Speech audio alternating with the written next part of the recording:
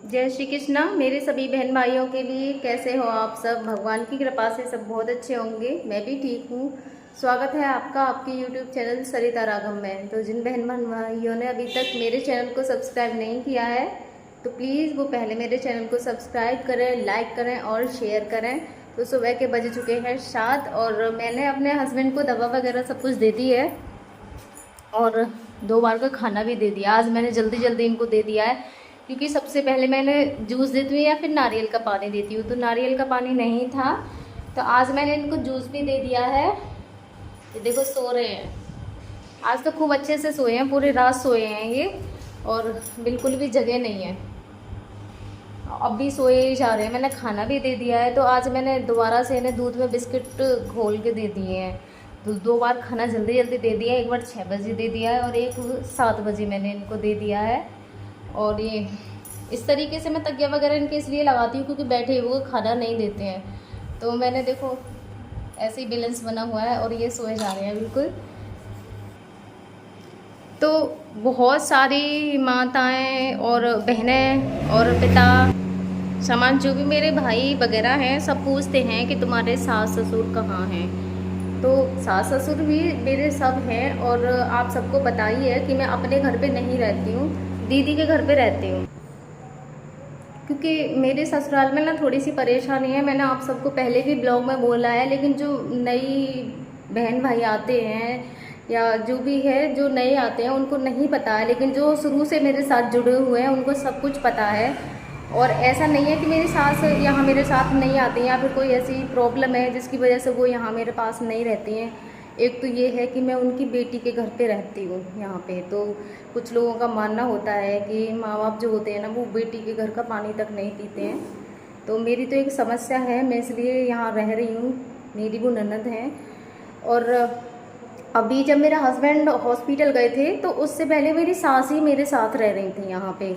आपने ब्लॉग में देखा भी होगा। और जिस टाइम वो हॉस्पिटल से आए हैं वापस, उस टाइम भी वो उन्हें देखने के लिए आई थी और एक वीडियो में मैंने डाला भी है एक ब्लॉग में इनके हॉस्पिटल से आने के बाद में कि हम सब मिलके कैसे देखभाल करते हैं मैं अपने हस्बैंड की। तो उस वाले ब्लॉग में मेरी सासू माँ हैं और वो जो पैर दबा रही हैं वो मेरी सासू माँ ही हैं। और मैंने आपको बोला था कि मेरे जो सास हैं उनके आज से 7 साल पहले, मेरी शादी से पहले उनके ना स्टैंड पड़े थे यहाँ पे, जिन्हें बाल्ब भी बोलते हैं। तो पिछले बार जब मैंने बताया था तो कुछ बहन भाइयों को समझ नहीं आया था कि बल्ब क्या होता है। तो यहाँ स्टैंड पड़े थे उनके, तो उनमें ना कमी आ गई थी दोबारा से। मैंने आपको बताया था कि उनके कमी आ गई है और वो उस टाइम नहीं जा पाई थी क्योंकि मेरे हस्बैंड उस टाइम अस्पताल में एडमिट थे। और मैंने आपको ये भी बोला था कि जब वो अस्पताल से आ जाएंगे तो वो दिखाने जाएंगी। तो मैं आपको ये बताना भूल गई, वो दिखाने गई थी, आ भी गई हैं वहाँ से। कि वो किस टाइम गई थी मुझे नहीं याद रहा बताने का। आप सब कभी कभी ऐसा हो जाता है कि हम भूल जाते हैं, तो मुझे आप सबको बताने का याद नहीं रहा। वो दिल्ली गई थी हॉस्पिटल में दिखाने के लिए। तो उनको ना बहुत सारी समस्याएं हैं, हर कोई डॉक्टर उनके लिए दवा नहीं देता है, तो वो सीधे दिल्ली जाते हैं दिखाने के लिए। उनका जो ट्रीटमेंट चल रहा है वो दिल्ली पंत हॉस्पिटल से चल रहा है। तो वो वहाँ पे गई थी दिखाने के लिए पंत में, तो उन्हें 2-3 दिन वहाँ पे लग गए हैं। और तो वो रात घर आई हैं। तो मुझसे कई बहनों ने कमेंट किया था कि तुम्हारे सास ससुर कहाँ हैं और वो तुम्हारे साथ क्यों नहीं रहते हैं। तो उनके ना एक बीमारी नहीं है, बहुत सारी बीमारियां हैं। गठियाबाई भी है, उनको हार्ट की प्रॉब्लम तो है ही, और दूसरा उनके ब्लड प्रेशर है। बोलते हैं जिनके स्टैंड पड़े होते हैं उनका ब्लड प्रेशर हाई रहता ही रहता है ज़्यादातर, तो उनका ब्लड प्रेशर भी हाई रहता है। तो वो वैसे शरीर से बहुत भारी हैं, आपको बहुत मोटी दिखेंगी, लेकिन ताकत नहीं है शरीर में बिल्कुल भी, वो कुछ भी नहीं कर पाती हैं। तो इससे पहले वो एक बार आई थी तो उनका एक्सीडेंट हो गया था। वो वाला ब्लॉग भी मैंने डाला था कि मेरी सास मेरे पास आ रही थी और उनका एक्सीडेंट हो गया, तो मैंने ब्लॉग डाल रखा है। तो जो पुराने बहन भाई हैं उन्होंने तो वो ज़रूर देखा होगा, जो नए हैं उन्होंने नहीं देखा होगा, तो आप वहाँ जाके देख सकते हो। तो बस ऐसे ही ये है कि मेरे पास कोई कंटिन्यू एक ही नहीं रहता है। कभी मेरी भाभी मेरे पास आ जाती हैं, तो कभी मेरी मम्मी मेरे पास आ जाती हैं, तो कभी मेरी सासू माँ मेरे पास आ जाती हैं। तो बदल बदल के सब आते रहते हैं। दूसरा हम लोग जो मेंबर हैं ना टोटल 6 ही थे। 2 तो हम दोनों, 2 हमारे बच्चे, 2 सास ससुर, और जो गांव में हमारा घर है तो वहाँ पे भी जब मैं यहाँ पे रह रही हूँ तो उस घर में कोई दीपक जलाने वाला भी नहीं रहता है, और घर में दीपक का जलना भी बहुत ज़्यादा ज़रूरी है। तो वो भी बस बदल बदल के आते जाते रहते हैं कि कुछ दिन घर की सफाई भी रहती है, तो उस टाइम मेरी मम्मी आती हैं तो वो गाँव में चली जाती हैं, जब मेरी भाभी वगैरह आती हैं जब वो चली जाती हैं, जब कोई नहीं आता है तो वो यहाँ पे आ जाती हैं। लेकिन सबसे ज़्यादा हाँ मेरी मम्मी मेरे साथ रहती हैं, और मेरे मायके से ही रहते हैं मेरे साथ में। ये है कि मुझे काम में थोड़ा ज़्यादा सपोर्ट मिल जाता है उनसे, क्योंकि काम मेरे पास बहुत ज़्यादा है। आपने देखा होगा कि मैं अपने हस्बैंड को तो बिल्कुल अकेले ही संभालती हूँ, उनका जितना भी जो टोटल काम है ना मैं ही करती हूँ, इनकी हर एक चीज़। मेरे अलावा किसी को कुछ आता भी नहीं, इनको खाना खिलाना भी नहीं आता है। अगर मैं कहीं चली जाऊँ ना तो ये समझ लो कि ये पूरे दिन भूखे रहेंगे, किसी को खाना खिलाना भी नहीं आता। इनके लिए मैं ही खिलाती हूँ, और इसी वजह से मैं इन्हें छोड़ के कहीं जा भी नहीं सकती। ये घर पे होते हैं ना तो मैं कहीं नहीं जाती हूँ इनको छोड़ के।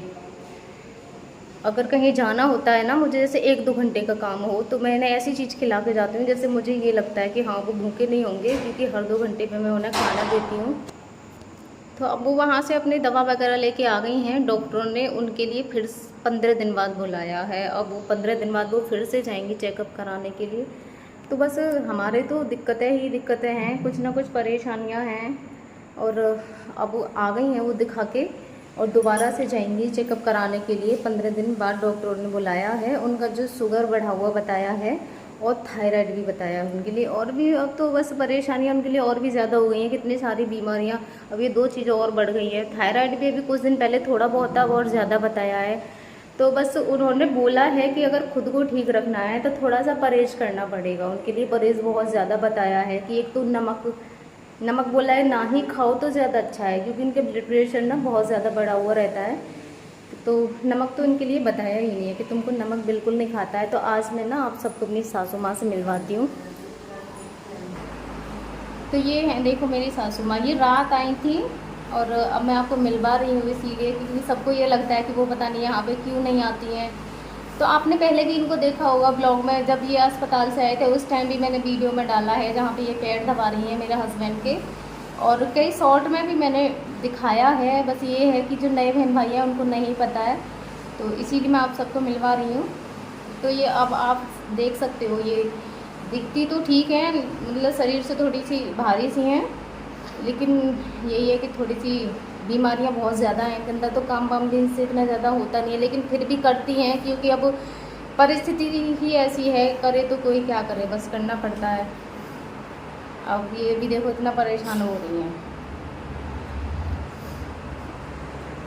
क्यों हो रही है परेशान?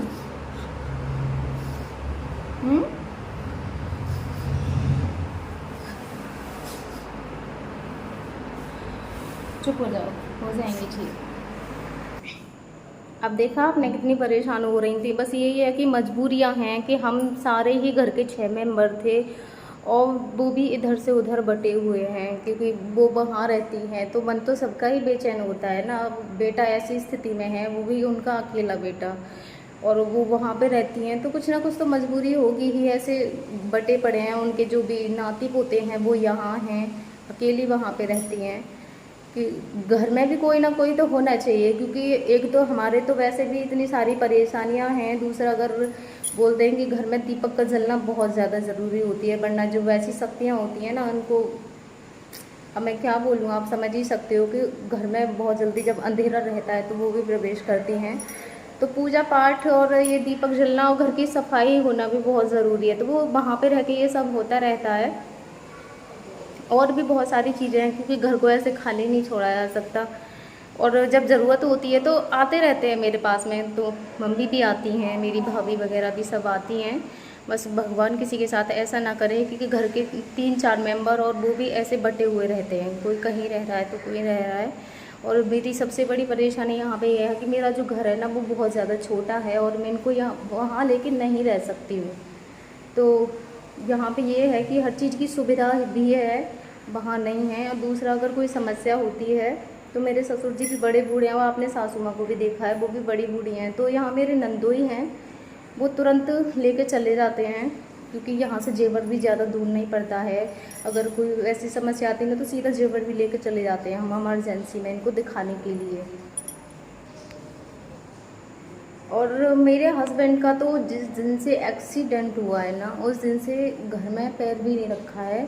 न जाने कौन सी वो घड़ी थी जिस टाइम ये अपने घर से निकले थे, और अब 2 साल होने जा रहे हैं। आज दिन तक इन्होंने उस घर में अभी तक कदम नहीं रखा है, और न जाने कौन सा दिन वो आएगा जिस दिन ये अपने घर में जाएंगे। मैं भी वहाँ जाती हूँ, लेकिन मेरा मन नहीं होता है वहाँ जाने का, क्योंकि मैं कभी भी अपने उस घर में अपने हस्बैंड के बिना नहीं रही हूँ। तो जब भी मैं वहाँ जाती हूँ ना, तो एक धक्का सा लगता है वहाँ जाके। तो मैं बता नहीं सकती हूँ कि जिस घर में मैं अपने हस्बैंड के बिना बिल्कुल ना रही हूँ, और मैं जब वहाँ जाती हूँ ना, तो मुझे अच्छा नहीं लगता बिल्कुल भी वहाँ पे जाके, क्योंकि कभी भी मैं उनके बिना रही नहीं हूँ।